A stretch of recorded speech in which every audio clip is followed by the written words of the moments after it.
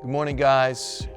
Welcome back to the Morning Pursuit. It's great to have you. We're currently in a series called The Warrior's Creed, where we're looking at the lives of those who have the heart of a warrior in the scriptures. And we're basing this off of 2 Timothy 2:3 that says, "You therefore must endure hardship as a good soldier of Jesus Christ." The good soldier knows that he must endure hardship.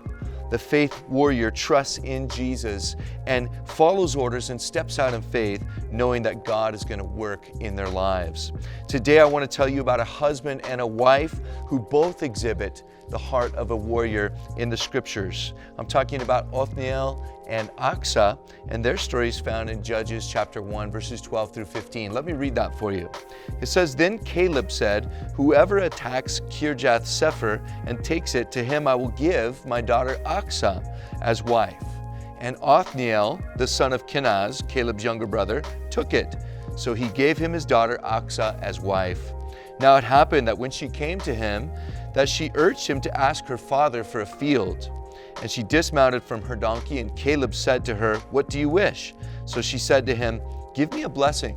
Since you have given me land in the south, give me also springs of water.' And Caleb gave her the upper springs and the lower springs." So first off here, I want you to notice Othniel's boldness and faith. He was motivated, of course, by two very practical reasons. Number one, he just wanted a wife. And there's nothing wrong with that. The guy wanted to get married. But secondly, Asa was attractive and available. So he wanted Asa to be his bride. And as he was motivated by these two very practical reasons, he steps out in faith and conquers the city of Kirjath Sepher and takes ground for God and for Israel.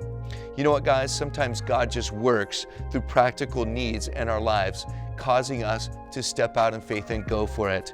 Othniel stepped out to do something great for these two practical reasons and finds himself walking in the promises of God. You see, God had promised that whenever Israel stepped out in faith to fight the enemy, they were going to be victorious. And that's what Othniel found to be true.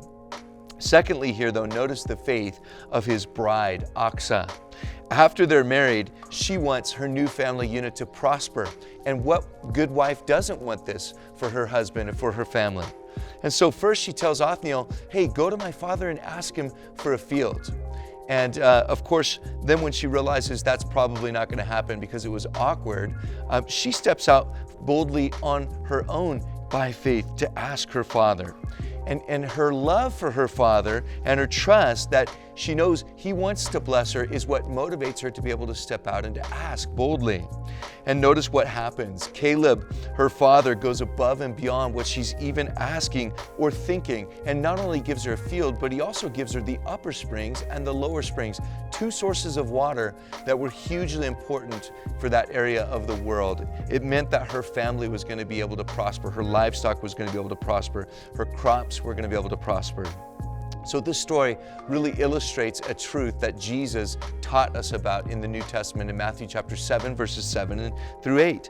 He said to ask and it will be given to you, seek and you will find, knock and it will be open to you. For everyone who asks receives, he who seeks finds, and to him who knocks it will be opened. Asa illustrates the heart of a woman warrior of faith who boldly came before her earthly father to ask for her dowry, her blessing.